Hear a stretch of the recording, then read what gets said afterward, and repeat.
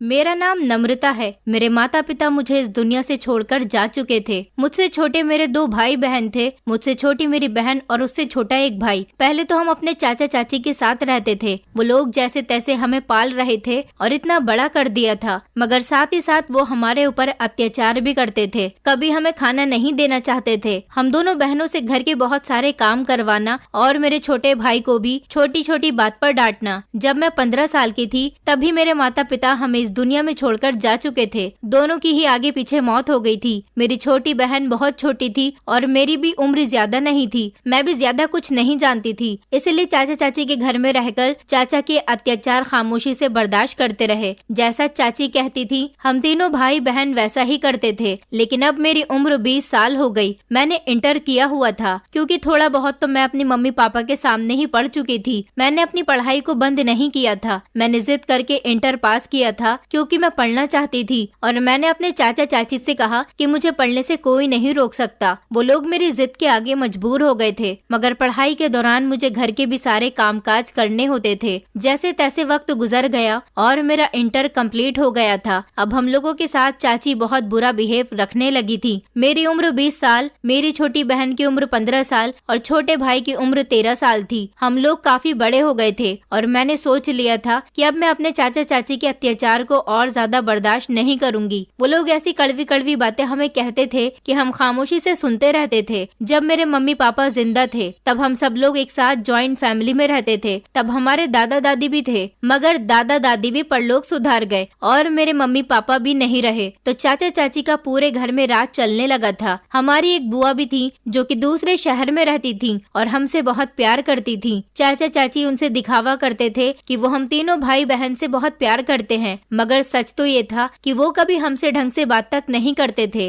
इस घर में रहते हुए कभी हम तीनों भाई बहन ने ताजी खाना नहीं खाया था। हमें हमेशा बासी ही खाना दिया जाता था। चाची हम तीनों भाई बहन को किसी भी तरह से घर से बाहर निकालना चाहती थी, इसलिए किसी न किसी बात पर मुझसे या फिर मेरी छोटी बहन से लड़ती रहती थी। मगर मैं अब बड़ी और समझदार हो गई थी, इसलिए उनकी बातें नहीं सुन सकती थी। मैंने बुआ को फोन करके सब कुछ बता दिया था कि चाची हमारे साथ किस तरह का बिहेव करती हैं और अब हम तीनों में ही इतनी हिम्मत नहीं है कि हम उनकी बातों को बर्दाश्त कर सके। चाचा का सिर्फ एक ही बेटा था जो सिर्फ अभी 10 साल का था और स्कूल में पढ़ने के लिए जाता था। वो उसको बहुत प्यार से रखती थी। हम भी उसको अपना ही भाई मानते थे, मगर चाची हमें अपने बेटे से बातचीत नहीं करने देती थी। बुआ को जब इन सारी बातों का पता चला तो वो घर आ गई थी और इस तरह उन्होंने घर में हंगामा डाल दिया। वो मेरे पापा मतलब अपने बड़े भैया से बहुत प्यार करती थी, इसलिए उन्होंने अपने बड़े भाई का हिस्सा हम तीनों भाई बहन को दिलवा दिया था। चाचा चाची जबकि पूरा घर खुद हड़प कर लेना चाहते थे, लेकिन बुआ जी के आ जाने की वजह से उनकी सारी प्लानिंग चौपट हो गई थी। हम इस घर में नहीं रहना चाहते थे, इसलिए हमने पैसों की डिमांड की थी। चाचा ने हमें मेरे पापा के हिस्से के पैसे दे दिए थे। इस तरह बुआ जी ने भी हमें हिस्से के पैसों का एक मकान दिलवा दिया था, जो छोटा जरूर था मगर हम तीनों भाई बहन के लिए काफी था। हम यहाँ पर अपनी मर्जी के मुताबिक रहना चाहते थे, क्योंकि कभी भी हम चाचा चाची के घर में खुश और सुकून से नहीं रहे थे। अब हमें खुशी थी कि हम अपने अलग घर में आ गए थे, इसलिए अपने मुताबिक जिंदगी जिएंगे। मगर अब यहाँ आने के बाद एक नई परेशानी निकल आई थी। पहले तो हम रूखी सूखी जैसे भी खाते थे, चाचा की पैसों की कमाई खा रहे थे,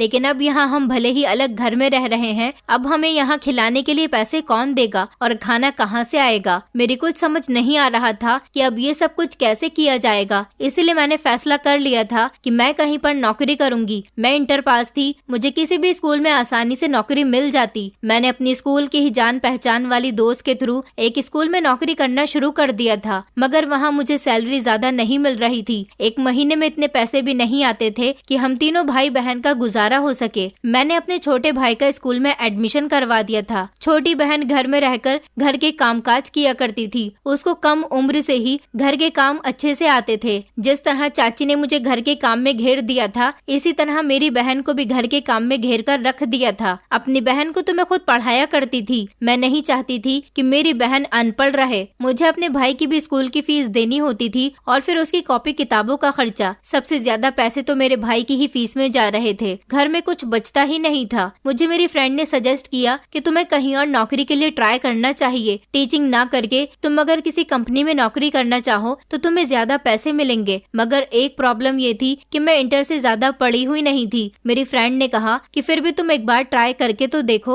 लक अगर कहीं चल जाए तो जिंदगी बदल कर रख देता है। इसलिए अपनी फ्रेंड के मुताबिक मैंने किसी कंपनी में नौकरी करने के बारे में सोच लिया था। वैसे तो मैं शुरू से ही अच्छे नंबर से पास आती थी, क्योंकि मुझे पढ़ने की बहुत लगन थी। अगर मैं आगे और पढ़ती तो शायद मुझे आसानी से कहीं भी नौकरी मिल जाती, मगर क्या कर सकते हैं, चाचा चाची ने इतना कर दिया था, वही मेरे लिए बहुत था। अब मुझे कुछ भी करके कहीं और नौकरी की तलाश करनी थी, मगर कहाँ। मैंने शहर की हर अच्छी कंपनी में नौकरी के लिए इंटरव्यू देने शुरू कर दिए थे। मैंने नौकरी की तलाश में सब कुछ कर लिया था, मगर मुझे कहीं भी अच्छी कंपनी में नौकरी नहीं मिल पा रही थी। मैं बहुत मायूस हो गई थी। मेरे बहन भाई मुझे हमेशा समझाते थे कि दीदी परेशान मत हो, भगवान कोई न कोई सॉल्यूशन जरूर निकाल देंगे, और वैसे भी सब्र का फल हमेशा मीठा होता है। आपको मायूस नहीं होना चाहिए। आप तो हमारी बहुत हिम्मत वाली बहन हो। अगर आपने हिम्मत तोड़ दी तो हम दोनों भाई बहन का क्या होगा। हम गरीबों के पास सिर्फ भगवान पर भरोसा रखने के अलावा कुछ नहीं था। मेरे भाई बहन का साथ और प्यार मेरे साथ था। मैं जानती थी कि एक न एक दिन मुझे अच्छी नौकरी जरूर मिल जाएगी, मगर अब परेशानी ये थी कि मैं अपने भाई बहन के लिए खाने के लिए कहाँ से लाती। घर खरीदने के बाद मेरे पास पैसे खत्म हो चुके थे। मैंने फिर भी अपने लिए कोशिश जारी रखी थी।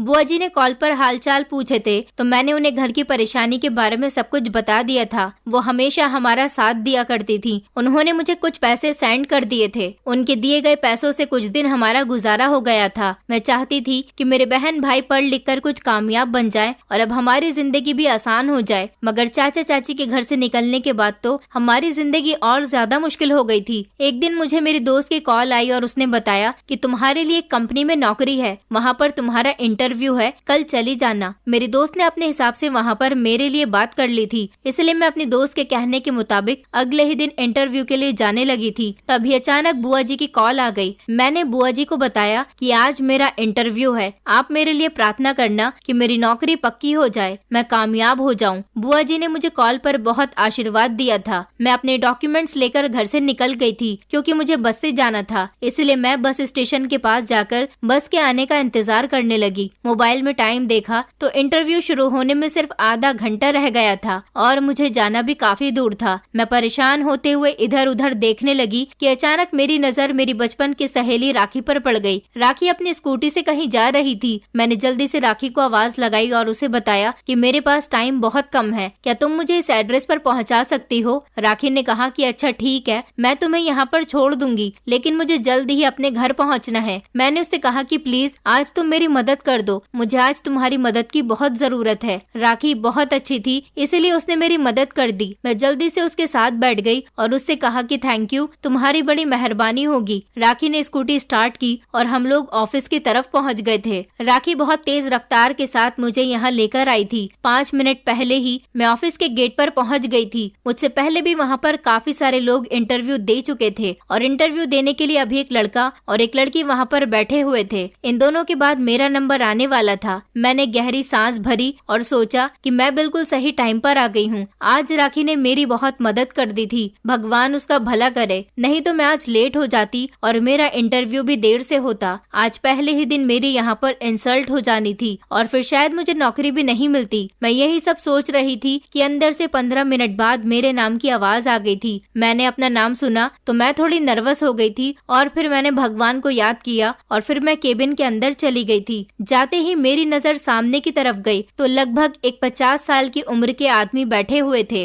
और उनके बराबर में ही चेयर पर मेरी उम्र का एक लड़का बैठा हुआ था, जो देखने में बहुत हैंडसम और स्मार्ट था। सामने बैठे एक आदमी ने मुझसे मेरी फाइल मांगी थी, शायद वो वहाँ के बॉस थे। मेरी फाइल खोलते हुए वो मुझसे कुछ सवाल करने लगे। उन्होंने जब मेरे डॉक्यूमेंट्स चेक किए तो वो कहने लगे, तुमने सिर्फ इंटर किया हुआ है, लेकिन हमारे यहाँ तो नौकरी के लिए पढ़े लिखे लोगों की जरूरत है। उनकी बात सुनकर मैं हैरान हुई थी, बल्कि शर्मिंदा भी हो रही थी। मैंने उनको सच सच बता दिया था कि मेरी पढ़ाई किस वजह से रुक गई थी, क्योंकि मैं झूठ नहीं बोलती थी। मैं झूठ बोलकर किसी को भरोसे में रखने वालों में से नहीं थी, जबकि सच बोलकर मैं अपना किनारा कर लिया करती थी। मेरी सारी बातें सुनने के बाद और मेरे डॉक्यूमेंट चेक करने के बाद सर ने साथ बैठे हुए इस लड़के को मेरे डॉक्यूमेंट थमा दिए थे। उसने एक नजर मेरे डॉक्यूमेंट की तरफ देखा और फिर मेरी तरफ देखकर मुस्कुराने लगा। मैं उसकी इन हरकतों से बेहद कंफ्यूज हो रही थी। इसी घबराहट में मैं उस लड़के और उनके सामने बैठे हुए सर को देखे जा रही थी और मन ही मन बार बार यही प्रार्थना कर रही थी कि ये लोग मुझे जॉब दे दें। उन दोनों ने आपस में कुछ देर डिस्कस किया था और इसी तरह से डिस्कस करने करने के बाद सर ने मुझे बाहर इंतजार करने के लिए कह दिया था। मुझे पक्का यकीन था कि ये लोग मुझे नौकरी नहीं देंगे, क्योंकि ये बड़ी कंपनी थी। यहाँ पर इन लोगों को मुझसे भी अच्छी वर्कर मिल सकती थी। मेरी भले ही एजुकेशन ज्यादा नहीं थी, मगर मैं बहुत टैलेंटेड और इंटेलिजेंट लड़की थी। हमारे स्कूल में कंप्यूटर भी सिखाया जाता था, इसीलिए मुझसे कंप्यूटर चलाना भी आता था। मुझे नहीं लगता था कि ये जॉब मुझे मिलेगी। मैं निराश होकर अपना उदास चेहरा लिए बाहर आकर बैठ गई थी। इतनी ही देर में दोबारा से मेरा नाम लेकर मुझे अंदर बुलाया गया। जैसे ही मेरा नाम पुकारा गया, मैं फौरन ही केबिन की तरफ चली गई। अंदर जाते ही सामने कुर्सी पर बैठे हुए सर ने मुझे मेरी फाइल देते हुए कांग्रेचुलेशंस कहा और कहने लगे कि कल से आप अपनी जॉब ज्वाइन कर सकती हो। सर का इतना कहना था कि मेरी खुशी का कुछ ठिकाना ही नहीं रहा। मैं तो समझो खुशी से पागल ही हो गई थी, क्योंकि ये मेरे लिए बहुत बड़ी खुशी की बात थी। इतनी बड़ी कंपनी में नौकरी करना मेरी खुशकिस्मती थी। मैंने सर को थैंक यू कहते हुए उस लड़के के चेहरे पर भी ध्यान दिया था। वो अपने मोबाइल में शायद कुछ कर रहा था। वो सर का ही बेटा था और उसको भी थैंक यू बोलकर मैं केबिन से बाहर निकल आई थी। वापस आने पर सारे रास्ते मेरे दिल में खुशी ही खुशी थी कि जब मैं घर जाकर अपने भाई बहन को ये खुशी सुनाऊंगी तो वो भी खुशी से पागल हो जाएंगे। मेरी इस जॉब का सबसे बड़ा क्रेडिट राखी को जाता था, जिसने आज मेरी हेल्प करके मुझे टाइम पर ऑफिस पहुंचा दिया था। इसलिए मैंने रास्ते में सबसे पहले मिठाई खरीदी और मैं राखी के घर चली गई थी। मैंने मिठाई का डब्बा खोलकर राखी और उसकी माँ का मुंह मीठा करवाया और उन्हें बताया कि मेरी जॉब लग गई है। राखी की मम्मी ने मुझे आशीर्वाद दिया और गले से भी लगाया था।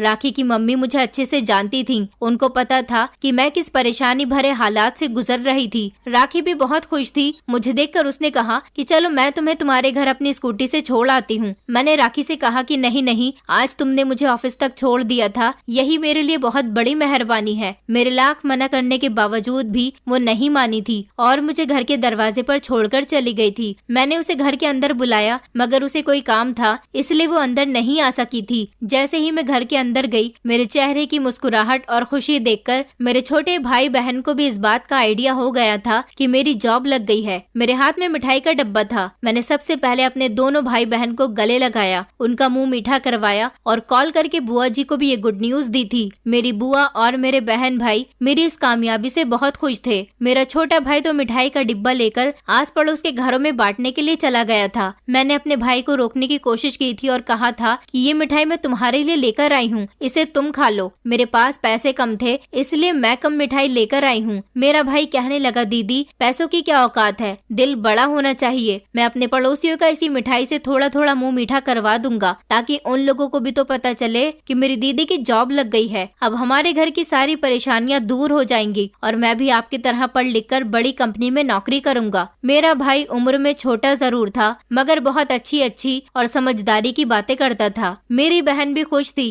वो फौरन मेरे लिए पानी लेकर आई। उसने मुझे पानी दिया और कहने लगी, दीदी आज तो मैं आपकी ही पसंद का खाना बनाऊंगी। अपने भाई बहन को इस तरह से खुश देखकर मैं दिल ही दिल में भगवान से प्रार्थना कर रही थी कि मेरे घर में खुशियां इसी तरह से बरकरार रहें। मेरे भाई बहन मेरी कामयाबी की खुशियां मना रहे थे। मुझे अगले दिन सुबह ड्यूटी पर भी जाना था। मैंने अपने साफ सुथरे कपड़े निकाले और उनको इस्त्री करके लटका दिया था। मेरे पास ढंग के कपड़े नहीं थे, सिर्फ यही थे जो मुझे अभी दिवाली पर चाची ने दिलवाए थे। ये भी सस्ते थे, चाची को उनके किसी रिश्तेदार ने दिए थे, उनको पसंद नहीं थे, इसलिए उन्होंने दिवाली पर मुझे दे दिए। मगर मैं इन कपड़ों को कहीं खास जगह ही पहनती थी। अब तो मैं इतनी बड़ी कंपनी में नौकरी करने के लिए जाती तो मुझे अच्छे ही कपड़ों की जरूरत पड़ी थी। 2-3 दिन तो मैं ये कपड़े पहनकर चली जाती, मगर फिर मुझे और कपड़ों की जरूरत होती। मैंने सोच लिया था कि बात की बात में देखा जाएगा, अभी तो यही कपड़े पहनकर चली जाऊंगी। मेरी सुबह की तैयारी लगभग पूरी थी। मैंने सोच लिया था कि मैं कुछ दिन ये कपड़े पहन लूंगी, उसके बाद जल्द ही कुछ न कुछ करके नए कपड़ों का इंतजाम करूंगी, क्योंकि मैं ऑफिस में वहीं के लोगों की तरह अपना गेटअप बनाकर जाया करूंगी। मेरी बहन ने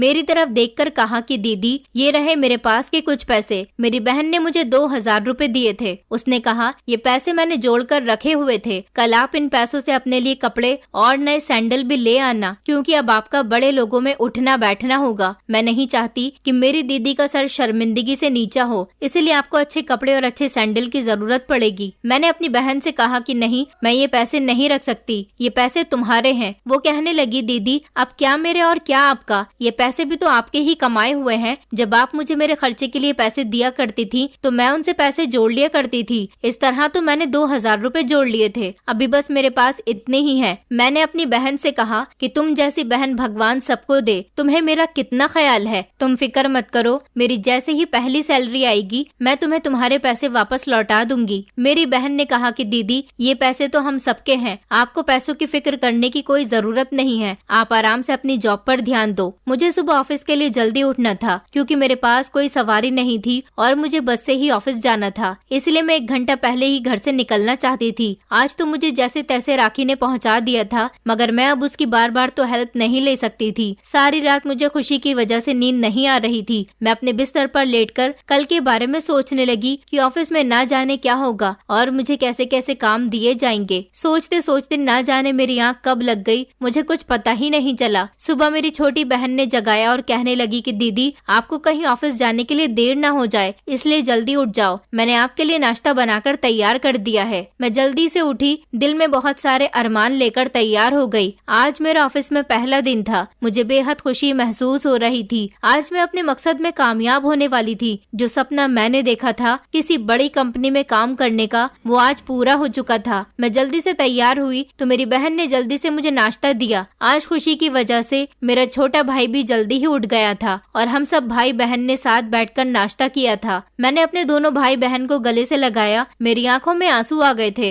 मैं सोच रही थी अगर आज मेरे पेरेंट्स जिंदा होते तो कितना खुश होते। मैं अपने भाई बहन को गले लगाकर घर से निकलने लगी, तभी मेरी बहन ने हाथ में खाने का डब्बा थमा दिया। कहने लगी दीदी इतना बड़ा ऑफिस है, कहीं आपको शर्मिंदगी महसूस न हो, लोग आपकी मजाक न उड़ाएं कि बच्चों की तरह खाने के डिब्बे में क्या लेकर आई हो। मैंने अपनी बहन की बात सुनी तो अपनी बहन को प्यार से देखते हुए कहा कि ऑफिस जितना भी मर्जी बड़ा हो, तुम्हारी मोहब्बत से बड़ा नहीं है। मेरे लिए तुम्हारे हाथ के खाने से बढ़कर कुछ भी नहीं है। तुम परेशान मत हो और तुम कितनी अच्छी हो। तुमने इतनी सुबह सवेरे उठकर मेरे लिए नाश्ता भी बनाया और खाना भी बनाकर तैयार कर लिया। तुम्हारी उम्र कम जरूर है, मगर हालात ने तुम्हें वक्त से ज्यादा बड़ा बना दिया। तभी मेरा भाई भी मेरे करीब आकर मुझसे चिपट गया। वो दोनों कहने लगे कि दीदी हम आपसे बहुत प्यार करते हैं, हमारे माँ और पिता दोनों आप ही हो। मैंने अपने भाई बहन को समझा दिया था कि घर से ज्यादा बाहर मत निकलना और मेरे आने का इंतजार करना। घर के दरवाजे को अच्छी तरह से अंदर से बंद कर लेना।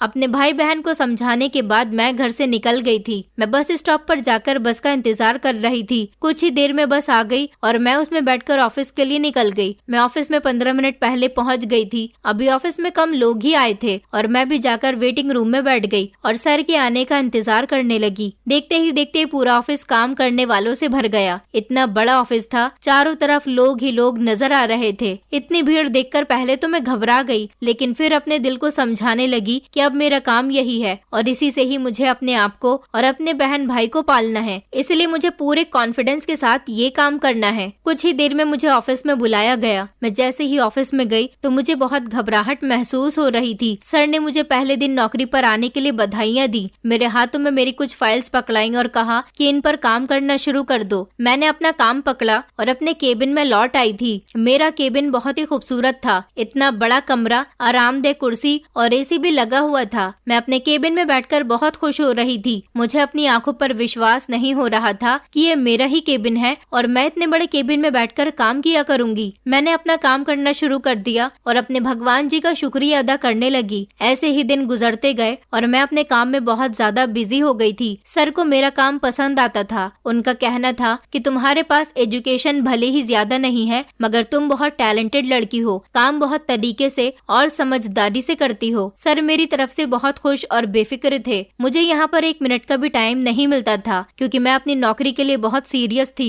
मैंने अपनी स्वर्गवासी माँ से एक ही बात सीखी थी कि जो भी काम करो दिल से काम करो, मेहनत और लगन से काम करने से ही इंसान कामयाब बनता है। इसीलिए मैं अपने काम में बहुत सीरियस थी। काफी दिन गुजर गए, मैंने सर के बेटे को दोबारा ऑफिस में नहीं देखा था। मेरे सर जो कि इस कंपनी के ओनर थे, वो बहुत अच्छे इंसान थे और मेरे काम से खुश होकर हर तरफ मेरी तारीफ करते रहते थे और मुझे अप्रिशिएट करते थे। एक दिन सर ने मुझे अपने ऑफिस में बुलाया और मुझसे बहुत ही अजीब और गरीब सवाल किया। मैं बहुत हैरान हुई थी। उनका चेहरा देखते हुए मैंने जवाब दिया। सर ने मुझसे पूछा, क्या तुम शादीशुदा हो? मैंने इनकार करते हुए सर हिला दिया था। सर मुस्कुराए और कहने लगे, कहीं तुम्हारा रिश्ता तो नहीं लग गया या फिर तुम्हारी एंगेजमेंट हो गई हो? सर की आंखों में एक शर्त थी, वो मेरी तरफ देखकर मुस्कुरा रहे थे। मैंने नजर झुकाकर जवाब दिया कि जी नहीं सर। सर मेरी बात पर बहुत खुश हुए और कहने लगे, तुम्हारी फैमिली में कौन कौन है? मैंने सर को बताया कि मेरी फैमिली में मेरे 2 छोटे भाई बहन के अलावा कोई भी नहीं है, क्योंकि मेरे पेरेंट्स इस दुनिया से जा चुके हैं और अपने भाई बहन का ख्याल मैं ही रखती हूँ। सर के सवाल बहुत ही अजीबोगरीब थे। अब की बार उन्होंने जो सवाल किया उसने तो मेरे होश ही उड़ा दिए थे। सर ने कहा, शादी के बाद तुम्हारे लिए तुम्हारा पति ज्यादा इम्पोर्टेंट होगा या फिर तुम्हारे भाई बहन? मैंने सर को इस बार एक टूक जवाब दिया था। मैंने कहा, सर मेरे भाई बहन मेरे लिए बहुत जरूरी है, क्योंकि उनके सर पर माता पिता का साया नहीं है। अगर मेरा पति मुझसे प्यार करने वाला होगा तो मेरे भाई बहन को भी अपना भाई बहन समझेगा। ये देखकर कि उनका इस दुनिया में मेरे अलावा कोई नहीं है। और रही मेरी बात, तो जितना हक एक पत्नी का एक पति पर होता है, मैं उसके साथ वो सारे हक अदा करूंगी, और जितना हक एक बहन का अपने भाई बहन के लिए होता है, मैं वो सब भी अदा करूंगी। मैं किसी भी रिश्ते में कोई कमी नहीं करना चाहती, क्योंकि मैं एक ऐसी लड़की हूँ जो हर रिश्ते को दिल से निभाती है। मेरा इतना कॉन्फिडेंस देखकर सर बहुत खुश हुए थे और मुझसे कहने लगे कि मैं तुम्हारे जवाब से बहुत इम्प्रेस हुआ हूँ। क्या तुम्हारा ऐसा कोई रिश्तेदार है जो तुमसे बड़ा हो और जो तुम्हारा रखवाला भी हो? मैंने सर को बताया था कि वैसे तो हमारे इस दुनिया में कोई नहीं है, लेकिन मेरी एक बुआ जी हैं जिनसे हम बहुत प्यार करते हैं, और वो भी हमेशा हमें अपने बच्चों की तरह प्यार करती हैं। दूसरे शहर में रहती हैं, लेकिन कभी कभी हमसे मिलने के लिए आ जाती हैं। सर ने कहा, तो फिर मैं कब आऊँ तुम्हारी बुआ से मिलने के लिए? मेरे लिए ये बहुत हैरान कर देने वाली बात थी, क्योंकि इतनी बड़ी कंपनी का मालिक जो हम जैसे लोगों से मिलना तो दूर की बात करना भी पसंद नहीं करे, वो मेरी बुआ से मिलना चाहता था। सर से मिलकर मुझे इस बात का यकीन तो हो गया था कि सर को अपनी दौलत का और रुतबे का कोई घमंड नहीं था। सर अपने सब वर्कर्स के साथ बहुत अच्छे से पेश आते थे। अब मैं रोज ऑफिस आई तो सर मुझसे एक ही सवाल करते थे, नम्रता तो मुझे कब अपनी बुआ से मिलवा रही हो? मैं तुम्हारी बुआ से मिलना चाहता हूँ और मिलकर उनसे तुम्हारे बारे में कुछ बात करना चाहता हूँ। मैंने सर से मुस्कुराकर कहा था कि बहुत जल्द मैं आपकी मुलाकात उनसे करवा दूंगी। सर ने कहा, तुम एक काम करो, अपनी बुआ को लेकर कल हमारे घर डिनर पर आ जाओ। मेरी पत्नी तुम्हारी बुआ को देखकर खुश हो जाएगी। सर की बात मुझे कुछ समझ नहीं आई थी। सर ने कहा था कि ये मेरा ऑर्डर है, कल तुम्हें अपने भाई बहन और बुआ को लेकर मेरे घर डिनर पर जरूर आना है। मैं खुश हो गई थी। मुझे लग रहा था कि मेरी काबिलियत और मेरे काम की वजह से सर मुझसे इम्प्रेस हुए हैं, इसलिए सर ने मुझे और मेरी फैमिली को इनवाइट किया है। लेकिन यहाँ तो मामला ही कुछ और था। मैं अपनी बुआ और अपने छोटे भाई बहन के साथ सर के घर चली गई थी। मैं जैसे ही सर के घर पहुंची तो सर का घर बहुत खूबसूरत था, बिल्कुल किसी महल के जैसा। सर के घर की दीवार पर उनके बेटे की फोटो लटकी हुई थी। ये वो ही था जिसको मैंने इंटरव्यू के दौरान देखा था। मैं सबको लेकर वेटिंग रूम में बैठ गई थी। ज्यादा देर इंतजार न करवाते हुए सर और उनकी वाइफ आ गए थे। सर की वाइफ भी बहुत खूबसूरत थी। वो दोनों पति पत्नी मेरी बुआ और बहन भाई से अच्छे तरीके से मिले और उनके सामने मेरी ढेर सारी तारीफ करने लगे। सर की पत्नी की आदत भी बहुत अच्छी थी। वो बार बार मुझे बेटी बेटी कहकर पुकार रही थी। बुआ जी भी ये सब देखकर बहुत खुश हुई। इतनी ही देर में सर ने मेरी बुआ से एक ऐसी बात कही जिसे सुनकर मेरे तो होश भी उड़ गए थे। सर ने कहा कि मुझे घुमा फिराकर बात करने की आदत नहीं है, इसलिए साफ साफ बात कर देता हूँ। मुझे नम्रता बहुत पसंद आई है। इंटेलिजेंट है, सिंपल है, मासूम है और बहुत ही कॉन्फिडेंशियल है। इस हिसाब से तो मुझे और मेरी पत्नी को आपकी बेटी बहुत पसंद आई है। इतनी ही देर में सीढ़ियाँ उतरता हुआ वो हैंडसम लड़का जो सर का बेटा था हमारी ही तरफ आ रहा था और आकर सर के पास खड़ा हो गया। सर की पत्नी ने उसे अपने पास बैठने के लिए कहा था तो वो बैठ गया था। सर ने अपने बेटे की तरफ इशारा करते हुए कहा कि ये नितिन है, मेरा इकलौता बेटा। मुझे अपने बेटे के लिए नम्रता पसंद आ गई है। ये बात सुनते ही मेरे तो होश उड़ गए थे। कहाँ सर का बेटा और कहाँ मैं एक मामूली सी लड़की। बुआ जी और मेरे भाई बहन भी सर की इस बात को सुनकर घूम गए थे। वैसे तो मैं खूबसूरत थी, मुझ में कोई कमी नहीं थी, मगर सर के हैंडसम और अमीर बेटे को तो बहुत अच्छी लड़की आसानी से मिल सकती थी। सर की पत्नी ने बुआ जी से कहा कि हम अपने बेटे की शादी नम्रता से करना चाहते हैं, उसे अपने घर की बहू बनाना चाहते हैं, अगर आपकी इजाजत हो तो। उनकी बात सुनकर तो जैसे मेरे भाई बहन और बुआ जी के चेहरे पर मुस्कान आ गई थी। वो तो खुशी से पागल ही हो गए थे। लेकिन मेरी मर्जी जाने बिना बुआ जी इस रिश्ते के लिए हाँ नहीं कर सकती थी, इसलिए उन्होंने सर से कुछ समय मांग लिया था। उन्होंने कहा था कि हमें आज ही जवाब चाहिए, इसलिए वो तीनों वहाँ से चले गए थे ताकि हम लोग आपस में डिस्कस कर सकें। बुआ जी ने मुझे समझाया था कि तुम इस घर में ऐश करोगी, सारी जिंदगी तुमने परेशानी में गुजारी है, इस रिश्ते के लिए हाँ कर दो नम्रता। मगर मैं ऐसे कैसे इतनी जल्दी शादी कर सकती थी। मैंने बुआ जी से कहा मैं अपने छोटे भाई बहन को अकेला नहीं छोड़ सकती। बुआ जी कहने लगी कि तुम फिक्र मत करो, तुम बस हाँ कर दो। इन दोनों के बारे में भी हम बैठकर बात करेंगे तो कोई ना कोई सॉल्यूशन निकल ही आएगा। मेरे भाई बहन भी खुश थे और कहने लगे कि दीदी आप यहाँ पर शादी कर लो, यहाँ से अच्छा रिश्ता आपको कहीं नहीं मिलेगा और आप हमारी फिक्र मत करो, आप खुश रहोगी तो हम दोनों भी खुश रहेंगे। इस रिश्ते से इनकार करने के लिए मेरे पास अब कोई वजह नहीं थी, सिर्फ एक वजह थी मेरे भाई बहन। बुआ जी ने मुझे भरोसा दिलाया था कि वो इस बारे में सर और उनकी पत्नी से बात करेंगी। थोड़ी ही देर के बाद सर और उनकी पत्नी और उनका बेटा नितिन कमरे में आ गए थे। बुआ जी ने कह दिया था कि नम्रता ने रिश्ते के लिए हाँ कर दी है, मगर वो इस टेंशन में है कि उसके बाद उसके भाई बहन का इस दुनिया में कोई नहीं है, इन छोटे बच्चों का कौन ख्याल रखेगा। सर ने कहा कि इसमें इतनी बड़ी कोई बात नहीं है, अभी इनकी पढ़ने लिखने की उम्र है। मैं तो आपको यही एडवाइस देना चाहता हूँ कि आप इन दोनों का एडमिशन हॉस्टल में करवा दें ताकि ये शिक्षा पूरी कर लें और कामयाब हो जाएं। मैं खुद उनकी पढ़ाई की जिम्मेदारी लेता हूँ और हर महीने में उनको इनके खर्चे के लिए 1 लाख रुपया दिया करूँगा। ये बात सुनकर तो मेरे होश उड़ गए थे, इससे अच्छी और क्या बात हो सकती थी। मैंने इस रिश्ते से फौरन हाँ कर दी और मेरे भाई बहन जो अपनी शिक्षा पूरी करना चाहते थे, इस तरह उनका काम भी आसान हो गया था। इस तरह खुशी खुशी मेरा रिश्ता फिक्स हो गया था और कुछ दिनों के बाद ही मेरी शादी नितिन के साथ हो गई थी। शादी के बाद मुझे पता चला था कि मेरा पति बहुत घमंडी और बदतमीज लड़का था। जितना वो स्मार्ट था उतना ही उसका दिल काला था। वो मुझे खुद से नीचा समझता था, बात बात पर मुझे डांटता था और ये जाहिर करता कि मैं गरीब लड़की थी। उसके माता पिता ने मुझ पर एहसान करके उसकी पत्नी बना दिया और इस घर में उसकी पत्नी के रूप में बहू बना दिया। उसे मेरा कोई भी काम पसंद नहीं आता था, वो मुझे बिल्कुल नौकरानियों की तरह ट्रीट करता था। मेरी अब समझ आ गया कि उसके माता पिता ने मेरी शादी उसके साथ क्यों करवाई थी, जबकि वो तो एक अच्छी लड़की डिजर्व करता था। कभी वो मुझे अपने दोस्तों के सामने बुलाकर जलील करता कि देखो ये रही मेरी पत्नी जो एक गरीब परिवार की है, मेरे और मेरे पापा की बदौलत है जो आज इस घर में रह रही है। उसके दोस्त मेरी खूब मजाक उड़ाते थे